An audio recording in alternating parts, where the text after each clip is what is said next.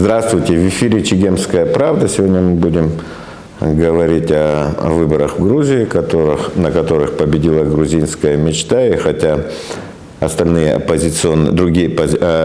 оппоненты грузинской мечты, несколько оппозиционных партий, которые попали в парламент, они бойкотируют, собственно говоря, новый созыв парламента. И тем не менее, в общем-то, картина более-менее становится понятна, что грузинская мечта еще на один очередной парламентский срок. И мы, естественно, будем сегодня говорить с нашим постоянным политическим экспертом Астамуром Тани. Астамур, добрый день. Здравствуйте.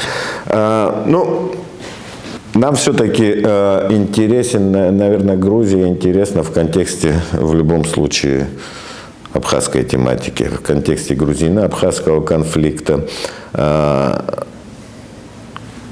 Наша власть изначально, это вообще редко такое было, нонсенс, такое был, но тем не менее несколько раз такие реверансы выписывала в сторону грузинской мечты, что вот нам выгоднее, чтобы грузинская мечта выиграла. Насколько вообще эта диспозиция, которая сейчас образовалась, то, что грузинская мечта выиграла выборы, оно как-то вписывается в наши абхазские долгосрочные интересы? Мы с тобой этот вопрос тоже не раз обсуждали.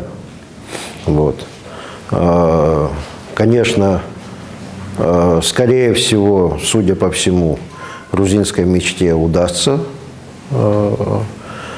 сформировать новую власть, правительство, потому что даже из заявлений международных наблюдателей не вытекает, что там были нарушения, которые каким-то критическим образом повлияли на ситуацию в стране. Этого много причин. И состояние оппозиции, и ситуация в самой Грузии, вокруг Грузии. И, скорее всего, большая часть избирателей, они выбрали между стабильностью и неизвестностью стабильность. В этом смысле, я думаю, что нас этот расклад тоже устраивает, потому что для нас будет достаточно предсказуемая картина. Впереди, я думаю, предстоит большая дипломатическая работа для того, чтобы сформулировать какую-то реалистическую повестку для переговоров, которая соответствовала бы и нашим, и грузинским интересам. Это, как мы еще раз не раз говорили, это вопросы экономики, трансграничной торговли, транспорт, связь, меры доверия, деэскалация какого-то общественного дискурса. Мне кажется, это сейчас для этого окно возможностей появилось. Конечно, в ходе парламентской кампании много говорили о том, что это грузинская мечта, это пророссийская сила. Кстати, и российские комментаторы многие об этом говорили. Я думаю, что это слишком простое вообще объяснение. Грузинская мечта, ее скорее можно назвать реалистической силой, которая пытается в сложной геополитической ситуации, которая складывается вокруг Грузии, извлечь максимальную пользу. И от торгово-экономических связей с Россией, и с Турцией, и с Западом они связи не теряют. Грузинская конституция остается, это положение о стремлении к интеграции с Евросоюзом. Конечно, эта перспектива очень туманная вообще. Это скорее такой лозунг. Но Грузия, я уверен, будет стараться сохранить тесные отношения со всеми внешними игроками. Я думаю, по большому счету, такой статус-кво, в силу того, что в мире появляются все новые какие-то крупные точки напряжения, мне кажется, что такой расклад относительно стабильности, если чуть-чуть отвлечься от этой предвыборной борьбы, он соответствует интересам и России, и Запада, и Турции, и Ирана, вот, чтобы не отвлекать лишние силы в какой-то новый регион, где возникла точка столкновения интересов. Вот в этом смысле я думаю, что победа мечты будет таким позитивным фактором. Вы обратите внимание, что кто сразу отреагировал на эту победу. Армения, Азербайджан, Турция. Вот такие региональные игроки, они моментально направили свои поздравления. Значит, их этот расклад вполне устраивает. Никто из них под сомнение результаты выборов. Китай, кстати. Да. Вот. Внерегиональный игрок, глобальный игрок уже, можно сказать, тоже соответствующим образом отреагировал. Ну, я думаю, в принципе, если бы был бы другой расклад, те же Армения, Азербайджан, я думаю, тоже когда-то... Нет, это прям заметно было, как это быстро все произошло. Вот, еще не подведены были официальные итоги. Вот. До сих пор там есть требования о пересчете, я думаю, эти процедуры будут пройдены все. Вот. Тем не менее, вот такие шаги были сделаны. Пауз не было. Хорошо, но мне вот победа этой грузинской мечты, она, в общем-то, куча всяких вопросов возникает, не в плане того, как она выиграла, а все-таки в ее предвыборной кампании очень много места уделялось теме конфликтов. Были различного рода заявления, в частности, вот самое запоминающееся это было то, что Кобахидзе, премьер-министр, там, в день независимости Грузии, там, 26 мая, там, заявил, что мы в Евросоюз к 30 году мы пойдем в Евросоюз с нашими братьями абхазами и осетинами. Это первое. Второе. Сам Иванишвили. И сам Иванишвили, да, перед этим тоже заявил, но он как бы акцентированно Кобахидзе заявил. Но Иванишвили уже дальше говорил, когда о необходимости, что найдет силы о том, чтобы извиниться перед осетинами за войну 2008 года и о том, что виновники этой войны в лице национального движения, им будет как бы устроен своеобразный Нюрнбергский процесс. Ну, тема, что называется, не зашла. Тема не зашла, да, тема не зашла, и то есть вот в этот весь период, это было сказано в августе, тема начала раскручиваться вот этих, каких-то изменений, тема, условно говоря, вот восстановление территориальной целостности Грузии, она начала раскачиваться как раз с мая месяца. С мая месяца, и потом уже, когда стали, то есть без всяких подробностей, потом уже, когда логически стали выходить, вышли на конфедерацию, тема этой конфедерации не зашла. Не зашла, тем более еще и не зашла тема с извинениями. Там различные социологические опросы. Мы в одной из передач говорили, да, что это был рискованный шаг. Рискованный шаг, потом они отыграли. Ну, вместе с тем, то, что этот рискованный шаг был сделан, это говорит о том, что по этому вопросу, по крайней мере, Иванишвили готов на какие-то неординарные шаги. Вот, посмотрим, во что это спроецируется после парламентских выборов. Но, тем не менее, после того, как эта тема не зашла, было понятно, когда уже во время выступления того же Кобахидзе на Генассамблее ООН, где он просто уже как бы не развивая эту тему и говорил, что вот пусть абхазцы и осетины придут, мы их обнимем, условно говоря, там наши братья и так далее. То есть обычный такой рахат лукум, который в разные периоды звучал от всех правителей вот этой Грузии за последние 30 лет, что от Шеварднадзе, что от Саакашвили и так далее. То есть, ну, вот такая как бы ничем не обязывающая. И нам, мы все-таки должны уметь отделять пропагандистскую шелуху от реальных шагов. Если мы будем говорить за весь период нахождения грузинской мечты у власти, вот, мы увидим, что много позитивных шагов, направленных на деэскалацию ситуации вот, вдоль границы по реке Ингур, была осуществлена. Ряд таких программ осуществляется, которым пользуется абхазское население, медицинских программ, допустим. Вот. В целом стабильная ситуация в этом регионе, который при предшественниках постоянно лихорадила. Мы помним, каких усилий и жертв стоило поддерживать там присутствие органов власти Абхазии. Да, вот, послевоенный период. Вот, так что это само по себе это очень был крупный шаг, важный. Но все-таки единственное, в чем отличие той же грузинской мечты, там, допустим, отправления Михаила Саакашвили, реальных таких угроз возобновления войны не было. Была прекращена вот эта диверсионно-террористическая деятельность на границе, грузино-абхазской границе. Все эти отряды, которые там, спецподразделения, которые орудовали, там были распущены, кого-то посадили и так далее. Но глобально, в общем-то, в подходе к грузино-абхазскому конфликту, в общем-то, ничего не изменилось. Та же программа медицинская, которую ты назвал, она, в принципе, началась еще была запущена еще при Михаиле Саакашвили, так что он ее, в принципе, продолжил, партия, то есть Иванишвили продолжила.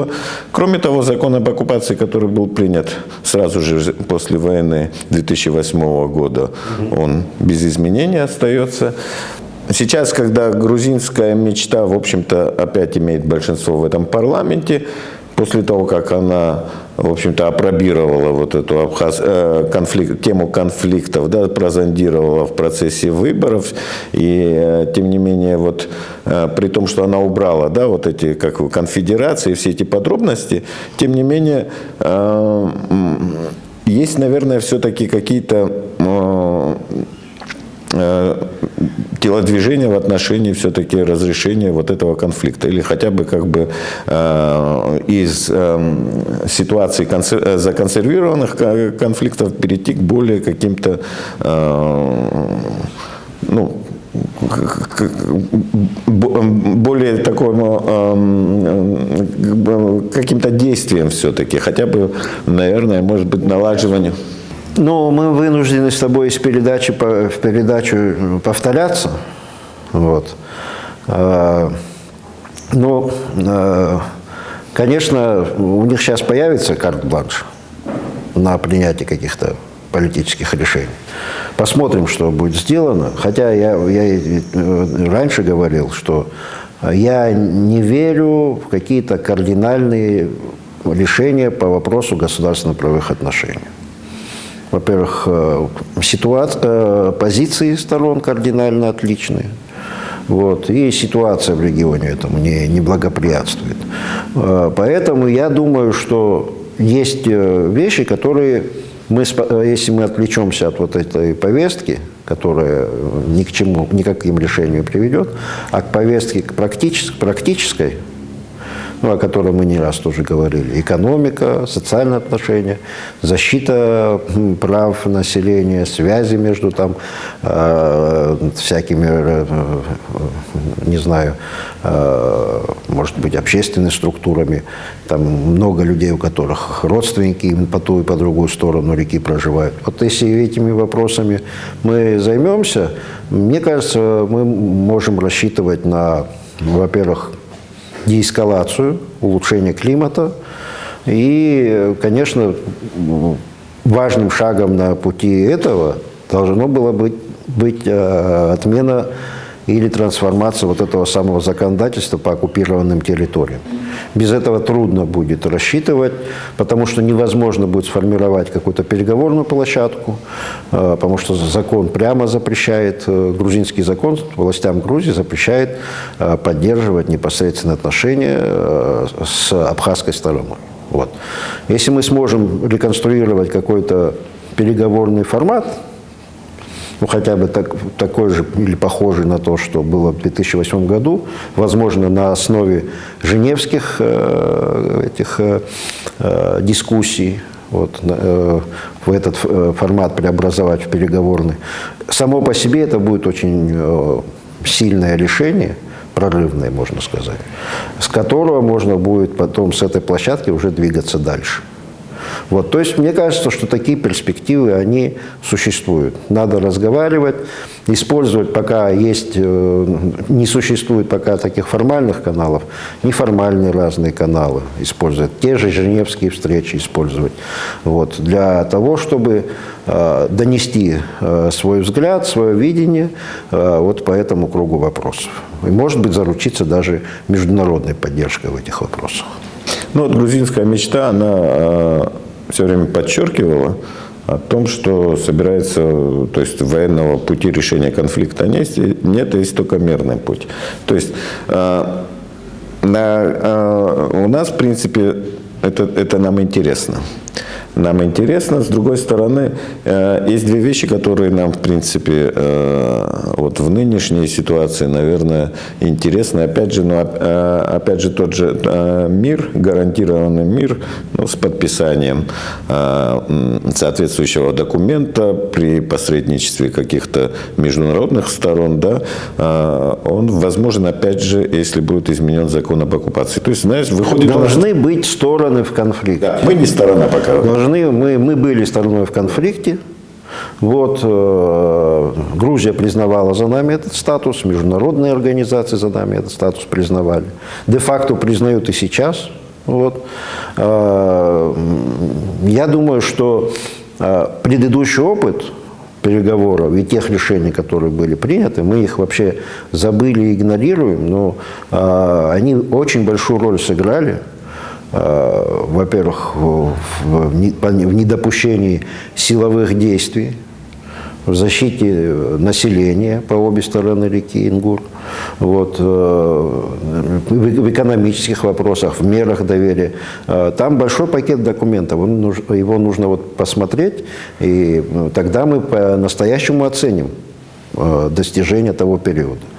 Мне кажется, что это прецедент, наш собственный прецедент, который мы можем повторить еще раз. Вот.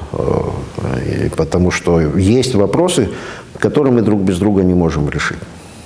Но есть еще один. Даже этот вопрос, вот, в перспективе, я думаю, обязательно встанет вопрос, поскольку все равно будут деблокированы коммуникации восточной части Южного Кавказа, к этому делу идет. Вопрос встанет о деблокаде коммуникаций, проходящих через Западный Кавказ. То есть через территорию Абхазии, Грузии, далее на Армению, Турцию и так далее. Вот. Это, во-первых, потребность в этом экономическая существует и у обеих сторон, потому что у нас тупик получился из Восточной Абхазии и Западной Грузии. Там нету таких драйверов развития мощных. Поэтому население оттуда уходит. Вот. Это, если будет там транзит, какая-то экономическая активность вокруг этого, то это будет выгодно обеим сторонам. Но сейчас мы заговорили вот как бы о Южном Кавказе как о транзитной территории, о ее перспективах деблокирования этой магистрали. Но опять же ситуация как бы поменялась. С одной стороны, Россия активно выступает за это. Сейчас уже и Китай, который там строит порт в Анаклии, наверняка тоже как бы видит в этом перспективу. Раньше очень активным игроком в этом вопросе была Армения, но сейчас в Армении вектор поменялся, и как-то она не очень как бы акцентирует на этом внимание, то есть ей уже практически все равно откроется. Как транзитная страна, транзитная страна, Грузия гораздо больше возможностей имеет, чем Армения. Это да. Ну вот раньше и Азербайджан был категорически против. Сейчас, в общем-то, ситуация, наверное, меняется. И насколько вообще перспективно вот Да и само отношение Грузии как бы к этому вопросу, я думаю, в этом контексте будет меняться, наверное. Как ты думаешь? В целом климат вокруг этого вопроса будет меняться. Потому что мы видим, что по прошествии такого длительного периода застоя ситуация стала меняться. Ну, вообще, конечно, это началось еще в конце 90-х годов, во второй половине 90-х, когда реализовывался проект Баку-Тбилиси-Джейхан. Но там был какой-то известный геополитический перекос. Поэтому там регион периодически лихорадило. Да. Если вот сейчас, допустим, откроется магистраль через Сюникский или Зангезурский коридор, как его называют, да, тоже может быть такой перекос в сторону интересов там, других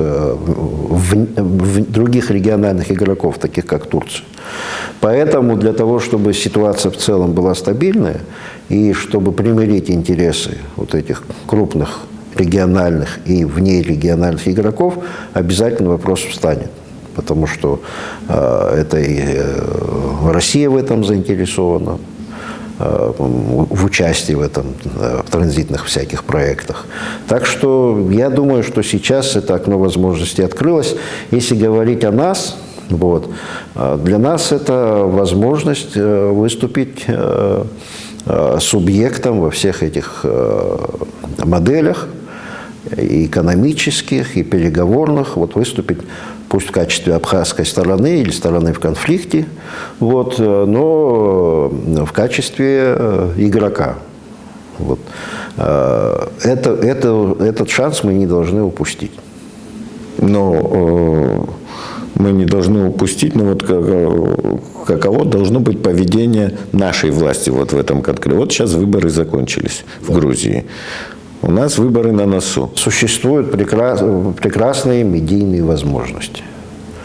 Нужно выработать модель публичную, реалистичную, естественно, но ее публично озвучивать на разных площадках. Чем шире вот эти контакты будут, пусть это будут неправительственные контакты, полуофициальные, официальные, интервью в средствах массовой информации. То есть нужно вокруг этой темы создавать дискурс. При этом не чисто пропагандистский, больше информационный, потому что нужно показать, что эта модель нужна не только нам. Нужно подобрать правильные аргументы. Для чего это нужно Грузии, для чего это нужно России, Турции,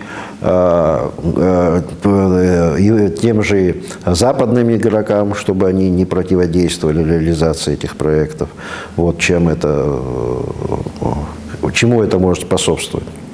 В целом, вообще, не случайно же раньше об этом тоже задумывались, о всяких закавказских надгосударственных моделях с участием этих республик. 2 попытки было не очень неудачные.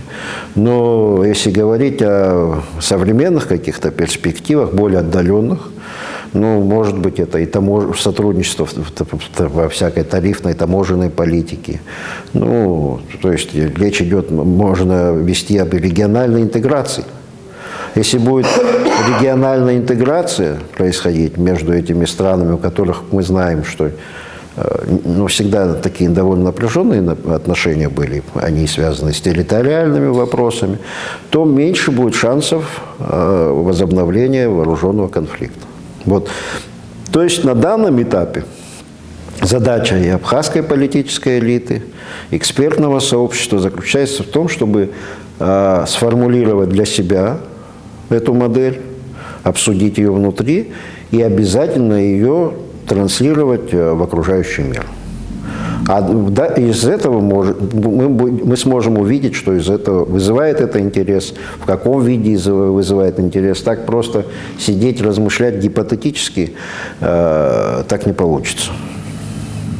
На этом мы будем, в общем-то, завершать нашу передачу. Я думаю, так или иначе мы уже попозже в своих передачах вернемся к теме Грузии, к теме грузино-абхазского конфликта, когда уже какая-то конкретика образуется. И я напомню еще раз, что сегодня у нас в гостях был Астамур Таня. Кроме того, напомню, что нас можно видеть на YouTube-канале «Чегемская правда». Подписывайтесь на страницу «Чегемской правды» в Facebook. Также можно какие-то вещи читать на сайте газеты «Чегемская правда» chegem.su. Отдельные какие-то комментарии в моем телеграм-канале «Инал Хашик Чегемская правда». В общем, дал вам весь расклад, где наши какие-то концы есть. В общем-то, я с вами прощаюсь. До свидания. Астамур, спасибо. Всего доброго. Спасибо.